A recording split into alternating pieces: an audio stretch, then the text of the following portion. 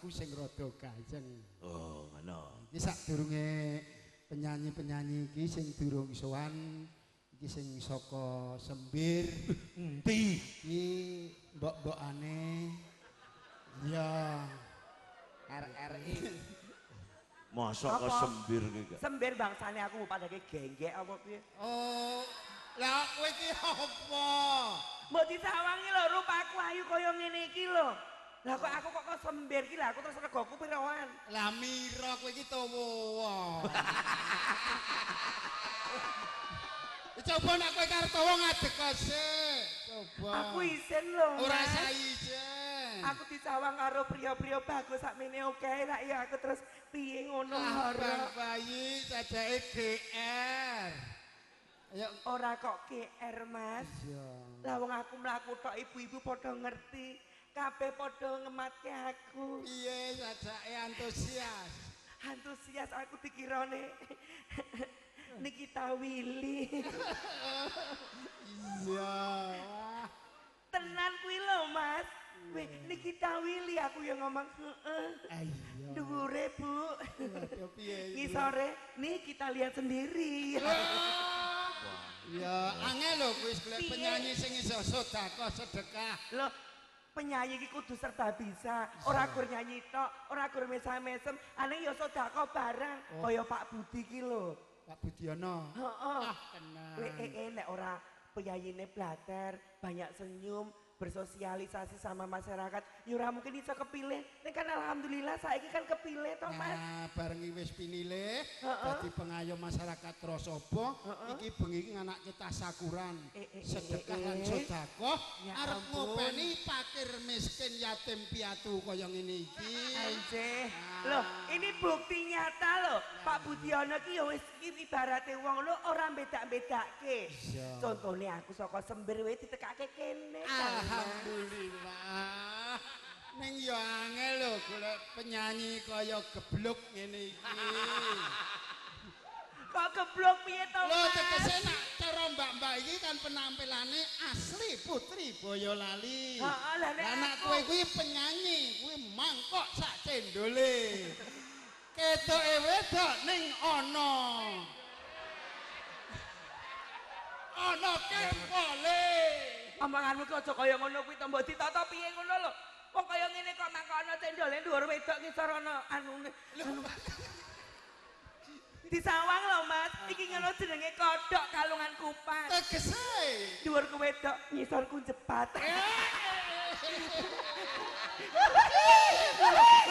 Seneng kowe seneng.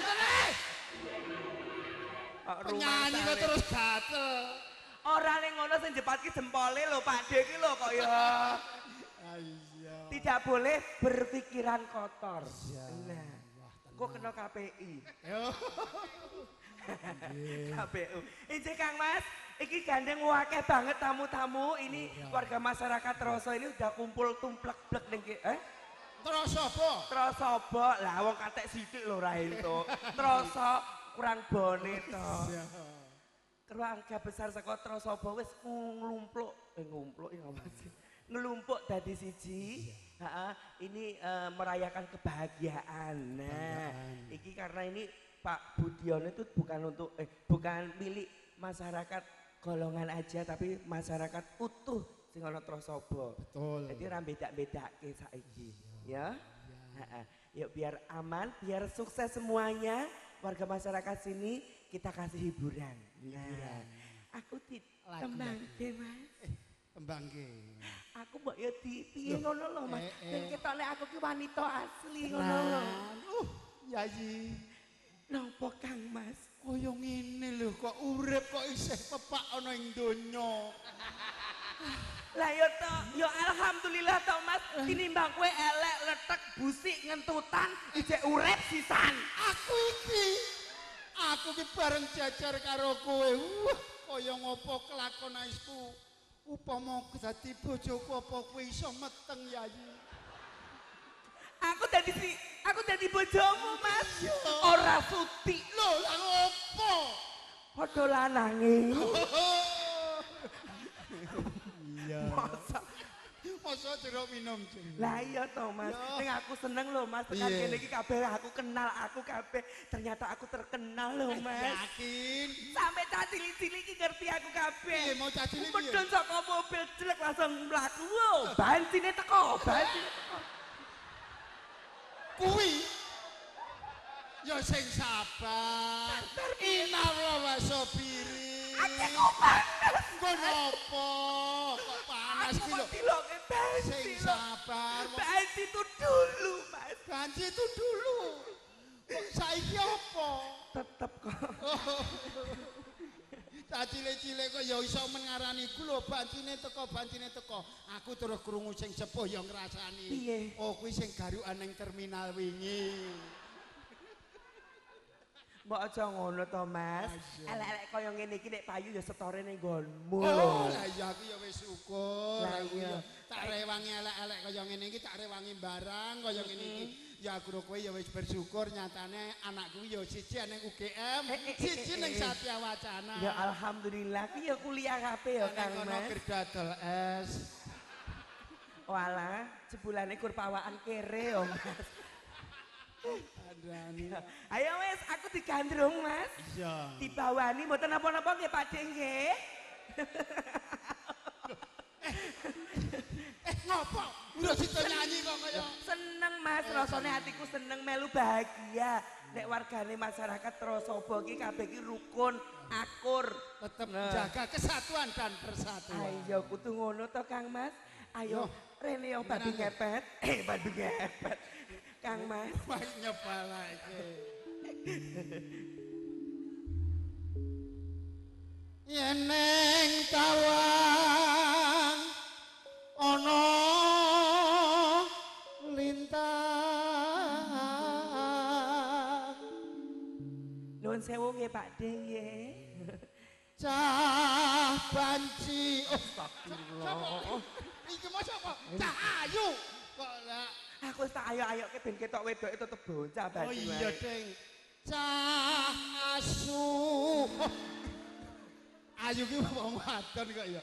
Cah Ayu oh, Mas. ayu. Ah. Ah. Yu. Yu. Ayu. Asu. Ah. Ah. Yu. Yu. Ayu. Asu. Ah. Ah. Su. Oh, su. Asu. Ayu. Anjen lambemu sing rusak kok Mas. Cak ayu. Aku ngatani. Aku seneng dinteni lanangan rupane kaya ngene iki. Iya.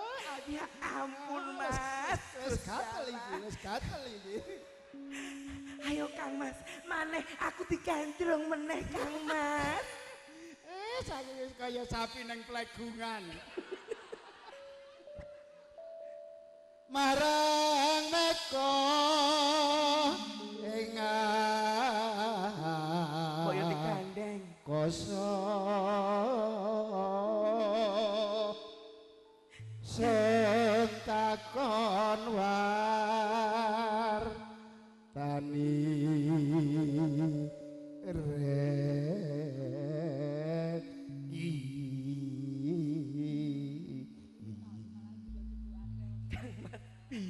I'm sorry. Sajak kok kaya lah You muni can- kiwing. Lah muni kiwing kok I can see your kelek. sajak iku kaya lamun nuntun kaya ning Ning dia. ragunan. Ora, Reneo Kang Mas, aku seneng yen nyawang sliramu kaya ngene iki seneng. Suwe ra tau ketemu pisan, ijek tetep kaya ngene iki Kang Mas. Aku ku rumangsaku ya karo kowe iku rumangsaku bungah tanpa upama. Digandingan kaya musibah. Lah kok musibah piye lho Mas? Bungah terus dadi musibah. Lho ketemu artis kok kaya ngono kuwi. Ah mbok yo diampung-ampung apa piye ngono lho Mas. Raketang sak lambe ngono lho Mas. Oh, iya. Ayo, aku diampung Mas. Jadi Iya Kang. jebul kowe wong wadon sing ayu sejati. Lho, kok jenggoten? Iya pancen aku wanita sejati Kang Mas. Sejatine priya. Puas kowe, puas. Senang kowe. Jangan! Jangan! Wong lali ngerok kok ya dilokke lho. Lali le ngerok to. Sing ngendang bagus lho, Mas. Janji-janjiku eling. Kuwi jenenge kentas. Heeh, kentase gede banget deh. Sumatera sing tias ingsun nimas ingsun prasopo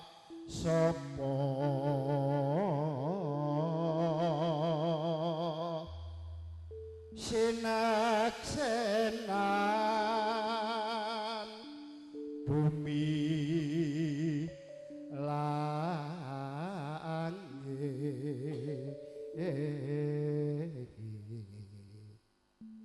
Mlaku-mlaku sithik ngono lho, Mas. iki saiki le mlaku-mlaku Iya to, Mas. tangi sing tias ngenteni padang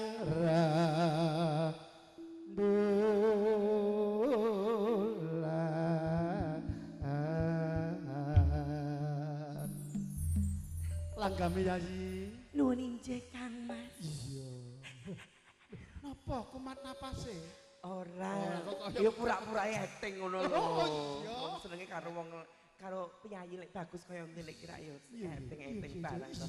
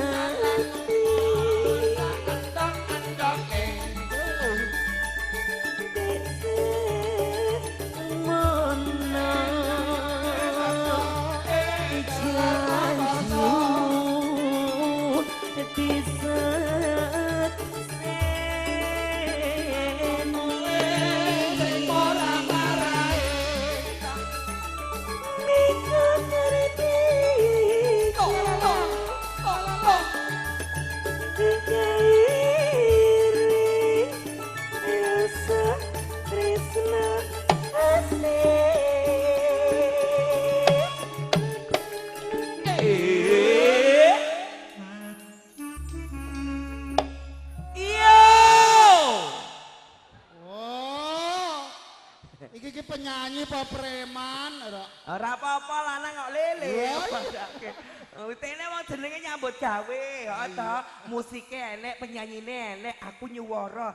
Ayo isone antarane kono karo kene iki iso gathuk. Lah ya aku yo melok-melok kuwi mau gerong to Kang Mas. Gerong kok. Ya Allah. Kuwi aku nonton ning TV kok geger kuwi kanthi ombo banget. Mbok aja nyuteng geger to Mas. Dodo ngono lho ben ketok cor-coranku.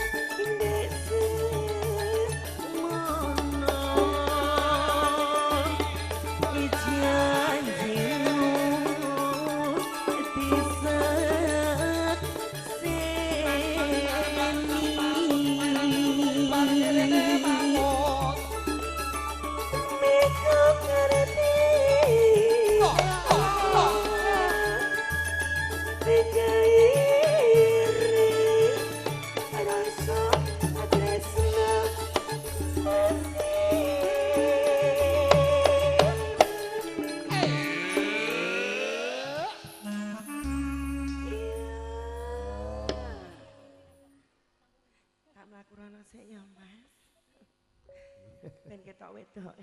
Pangapunten, Pak. Derek langkung. Iya. Guyang guyu wae ket mau kowe iki. Kene guyu mripate nglirik nono padahal ki anu kowe ro karo aku ta. Sapa ki jenenge nyuwun sewu? Jenengmu sapa? Sugi. Sugi apa Edi? Sugi. Sugi wis dibojo apa durung? Durung loro. Durung loro. Mbak aku gelem apa mau? Ora ya. Salam go bojomu ya Mas ya. Penyanyi nek bagus kaya ngene iki insyaallah rezekimu akeh lho Mas. Nggih, aja lali ya, nek rabi ping loro nanggap aku. Jaga apa ki ndongoke kok elek ya wis. Muga-muga lancar kabeh ya Mas ya. Wis sewu dipoto.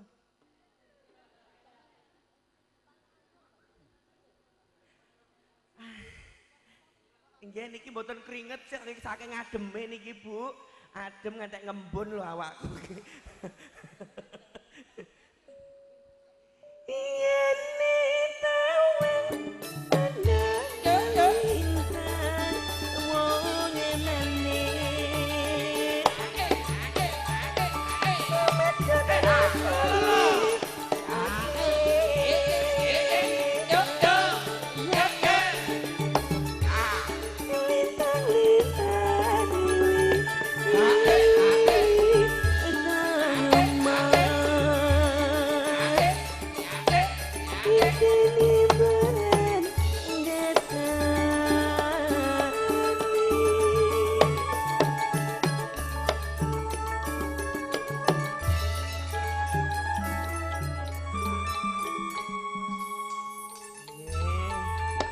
matur nuwun. Ibu-ibu tepuk tangannya mana buat Wawin? Oh aduh, makasih ya Ibu tepuk tangannya ya Bu. Bapak-bapak juga matur nuwun nggih. Niki melen apa ampun? Cocok? Nah gapo. Ora, kalian iki penyanyine akeh banget. Mesti mboko siji kan mesti pengen ngerti suarane kaya apa, performanya kayak apa. Jadi kita kasih kesempatan satu persatu. Nah, monggo